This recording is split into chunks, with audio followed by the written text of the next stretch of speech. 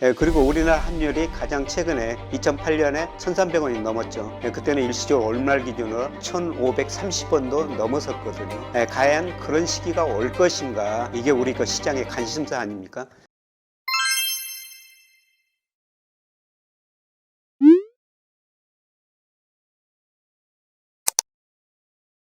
안녕하세요. 서강대 교수 김영희입니다. 요즘 제가 기자들한테 가장 많이 받는 전화가 외환보유액이 축소됐고 지금 환율이 1,300원이 넘어섰지 않습니까? 그래서 혹시라도 우리가 외환위기 오지 않느냐, 환율이 더 급등해 버리지 않느냐 이런 질문을 많이 받거든요. 그런데 결론적으로 말씀드리면은 우리 대부분은 과거보다 많이 좋아졌습니다. 그리고 환율은 지금 가소평가 영역에 들어섰다. 조만간 환율이 떨어질 수 있다. 그래서 6월 말 한국은행 외환보유액을 발표했는데요. 6월 말에 4,383억 달러예요. 5월보다 약 94억 달러가 줄어들었죠. 줄어드는 원인을 한국은행이 이렇게 설명하고 있습니다. 달러 가치가 오르고 지금 유로, 엔, 다른 통화 가치는 떨어지지 않습니까? 그래서 한국은행이 구체적으로 달러, 엔화, 유로 자산을 얼마나 운용하는지 그 비중을 밝히지는 않습니다만 달러 가치가 오르다 보니까 다른 통화 가치는 떨어지다 보니까 달러로 표시된 외환 보유액 금액이 줄어들었다. 그리고 환율이 지금 계속 올라가니까 한국은행이 부분적으로 지금 외환시장에 개입하고 있지 않습니까? 스무딩이라고 그러죠. 환율 변동이 클 때는 한국은행이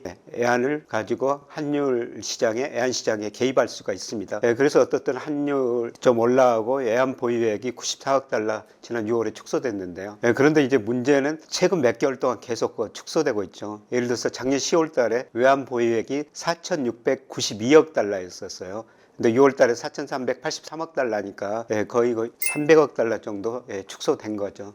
이런 의미에서 보면 조금 우려사항도 있기는 있습니다. 근데 과연 그 국가별로 보면은 우리나라 외환 보유액이 9위 정도 되거든요. 이게 2020년 5월 말입니다. 한국은행 외환보유액 발표할 때마다 우리가 순위가 몇 번째다, 외환보유액이 얼마다 이런 걸 발표하는데요. 역시 가장 많은 나라가 중국이죠. 중국이 3조 1천억 달러 이상 가지고 있고요. 그 다음에 일본이 1조 3천억 달러, 스위스가 1조 달러 정도 가지고 있습니다. 그리고 인도, 러시아, 대만, 홍콩, 사우디아라비아, 그 다음에 9위가 우리나라 됩니다. 그런데 과연 그 4,383억 달러 외환을 보유하고 있는데요. 과연 적정 외환 보유액이 얼마일까? 사실 이거는 그 추정하는 방법, 학자에 따라 가지고 전부가 차이가 있을 수밖에 없습니다. 그런데 과거에 그 적정 외환 보유액을 여러 기관에서 이게 적정 수준이다 이런 이야기를 하고 있는데요. 아주 오래전 일입니다. 1953년에 국제통화기금 IMF가 3개월 수입액 혹은 연간 수입액의 25% 정도가 적정 외환 보유액이다. 이렇게 이걸 가지고 3개월 수입액 가지고 계산해 보면요. 우리가 1분기 현재 한 1,800억 달러가 적정 외환 보유액 수준이다. 그런데 3개월 수입액은 좀 낮은 것이죠. 그대로 1999년에 그 그린스팬, 기도티 이런 경제학자들 전 연준은행 총재가 하는 이야기는요. 앞에서 말씀드린 3개월치 수입액에다가 유동외채, 즉 단기외채 이걸 포함해야 된다는 거죠. 그걸 포함하면 한 적정 우리 외환 보유액 수준이 3,500억 달러 정도 됩니다.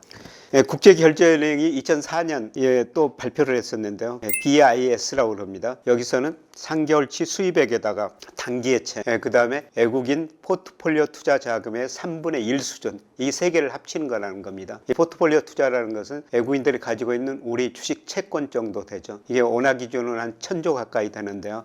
근데 이게 3개월치 수입액, 그 다음에 단기 외채, 포트폴리오 투자의 3분의 1 고려하면요. 이게 적정 외환 보유액이 6천억 달러 정도가 됩니다. 그런데 우리가 현재 4,383억 달러니까 텀 두 조건에서는 외환 보유액이 훨씬 더 높죠. 그런데 6천억 달러 단기 예채뿐만 아니라 포트폴리오 투자 자금까지 하면은 좀 낮은 수준이에요. 그런데 저는 이 정도까지 포트폴리오 투자 자금 외국인들이 우리 주식 채권 단계 3분의 1까지 빼나가기는 굉장히 힘들다고 보고 있거든요. 그래서 외환 보유액이 지금 이런 상황을 보면은 결코 부족하지 않을 것이다. 문제는 앞으로 외환 보유액이 계속 줄어들 것인가.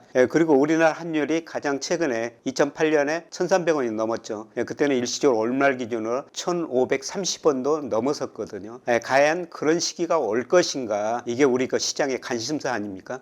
근데 제가 보기에는 그 가능성은 굉장히 낮다는 겁니다. 그때하고 지금하고 대부분이 많이 개선됐다는 거죠. 한두 가지 지표만 말씀드리면요. 2008년에 우리나라 경상수역자가 18억 달러였어요. GDP 대비 0.2%에 불과했습니다. 작년에 우리나라 경상수역자가 883억 달러, GDP 대비 4.9%였습니다. 아마 올해 무역수지 적자가 160억 달러 정도 나고요. 아마 경상수지 흑자가 많이 줄어들 겁니다. 그러나 저는 최소한 400억 달러 정도는 올해 경상수지 흑자가 날 것이다. 400억 달러 경상수지 흑자가 난다는 건 무슨 의미예요? 그만큼 외환이 우리나라에 들어올 거라는 겁니다. 외환 보유액이 특별한 일이 없으면 감소할 가능성이 낮다는 것이죠. 그리고 가장 큰 차이는요. 2008년에 우리 투자소득이 23억 달러 적자였어요. 투자소득이라는 것은 뭐냐면은 우리가 서학개미라고 이야기한 것처럼 애국 가서 채권 사고 뭐 주식 사고 그러지 않습니까? 그래서 우리가 애국인 주식 채권 사면요, 이자 소득이 들어오고 배당 소득이 들어오죠. 그런데 2008년에는 이게 23억 달러 적자였어요. 근데 작년에 보니까요, 무려 200억 달러 흑자입니다. 97년 우리가 외환위기 이후 경상수지가 구조적으로 흑자로 돌아섰거든요. 그 돈 가지고 우리가 뭘 했습니까? 미국 채권 사고, 미국 주식 사고, 다른 나라 주식 채권 샀죠. 그리고 해외 직접 투자를 했어요. 그래서 경상수지 흑자로 들어온 돈들이 거의 해외 증권 투자나 직접 투자로 나갔죠. 그런데 거기서 수익이 나오고 있다는 겁니다. 작년에 그 200억 달러 투자 소득 중에서요, 이자 소득이 103억 달러, 배당 소득이 97억 달러, 둘이 합쳐가지고 100억 달러 정도 되거든요. 그런데 우리 애국인 채권 투자, 주식 투자 자금이 더 많이 나갔으니까 아마 올해도 투자 소득 수지는 저는 200억 달러 안팎 나오리라고 보고 있습니다. 우리가 경상수지 흑자가 나니까요, 우리 대순채권이 많이 늘어나고 있죠. 순채권이라는 것은 뭐냐면은 우리 해외 자산에서 해외 부채를 뺀 거거든요. 그런데 2008년에 우리 대순채권이 277억 달러였습니다. 그러나 작년 말 보니까 4,495억 달러로 엄청 많이 늘었죠. 그래서 이런 측면 보면은 우리가 지금 내부적으로는 잠재 성장률 떨어지고 특히 가계부채가 많고 기업부채도 97년 외환위기 전보다 높아졌기 때문에 내부적으로 문제가 있는 건 사실이에요. 그러나 대부분에서는 그래도 2008년보다 훨씬 더 나아졌다. 이런 의미에서 보면은 2008년처럼 환율이 1,500 이거 갈 가능성은 굉장히 낮다는 거죠. 물론 일시적으로 환율이 1,350원 정도까지 갈 수는 있어요. 그렇더라도 저는 일시적이라고 보고 있습니다. 최근 우리나라 환율이 오르는 거는 여러 가지가 있죠. 내년에 세계 경제 침체된다. 그러면은 우리 GDP 중에서 수출이 차지하는 비율이 44%니까 우리 경제가 가장 큰 타격을 받죠. 그래서 사실 최근 몇 개월 동안 세계에서 주가가 제일 많이 떨어진 나라가 우리 코스피하고 대만 주가지수 가권지수 아니었지 않습니까? 두 나라 공통적인 특징은 GDP에서 수출 비중이 높다는 거죠. 그래서 내년에 세계 경제가 침체에 빠지면 한국, 대만이 어려워질 것이다. 그래서 외국인들의 최근 주식 매도 보면은 사실 우리나라도 많이 팔았지만 대만도 많이 팔았거든요. 공통점은 수출 의존도가 높은 나라라는 것입니다. 그래서 주식시장에서 돈이 빠져나가니까 환율이 올라갈 수밖에 없었고요. 그 다음에 최근에 그 달러 가치가 큰 폭으로 강세되고 있지 않습니까? 최근에 그 주요 선진국 통해서 달러 지수, 달러 인덱스라고 그러는데요. 이게 106이 넘었었습니다. 그런데 제가 연구를 해보면요, 달러 가치가 지나치게 지금 가대평가되고 있습니다. 물론 저뿐만 아니라 국제결제원에서 매월 그 실질 실효환율을 측정해가지고 발표하는데요. 이거로 보더라도 달러 가치가 5월 기준으로 한 25% 정도 가대평가됐거든요. 저는 미국 10년 국제 수익률이 3.47%가 거의 정점이었다고 보고 있어요. 그래서 앞으로 미국 금리가 떨어지면은 미국으로 자금이 덜 들어가고 달러 가치가 저는 조만간 약세로 돌아설 것이다. 그리고 달러 가치가 오른 이유는 우크라이나 전쟁 때문이었죠. 안전자산 선호 때문인데요.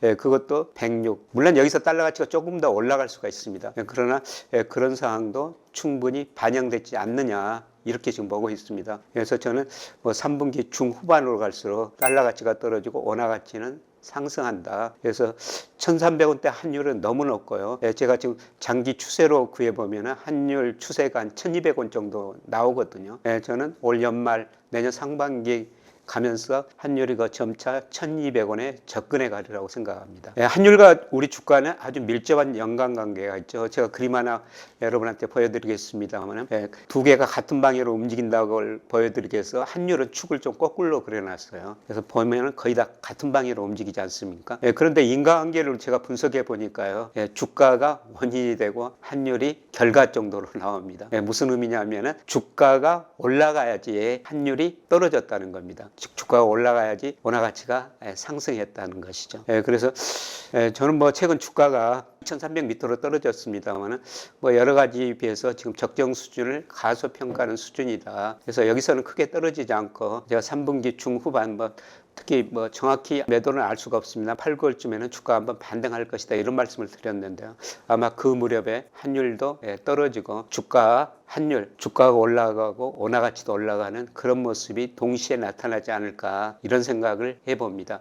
그래서 제가 말씀드리고 싶은 것은 지금 환율이 애완보유액이 좀 줄어들었고 환율이 1,300원 넘었는데 우리 경제력에 비해서 지금 주가가 지나치게 저평가된 것처럼 환율도 지금 저평가 영역에 들어섰다. 조만간 적정 수준에 접근해가는 과정이 전개될 것이다, 이런 말씀을 드리고 싶습니다. 고맙습니다. 환율에 대해서 지금까지 말씀을 드렸습니다만, 사실 환율에 대해서 저보다 전문가가 제가 아주 좋아하는 홍춘옥 박사라고 있습니다. 그래서 머지않아 제가 홍춘옥 박사하고 환율을 이야기할 거거든요. 그래서 재견에도 나타날 겁니다만, 아마 홍 박사가 우리나라 환율에 대해서 최고의 전문가니까 환율에 대해서 그동안 경과, 그 다음에 최근 사항, 앞으로 전망을 해줄 것입니다.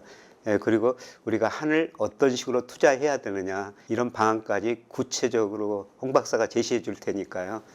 바로 며칠 후에 그게 동영상이 올라갈 테니까 그게 올라오시면 꼭 좀 참고하시고 봐주시기 바랍니다.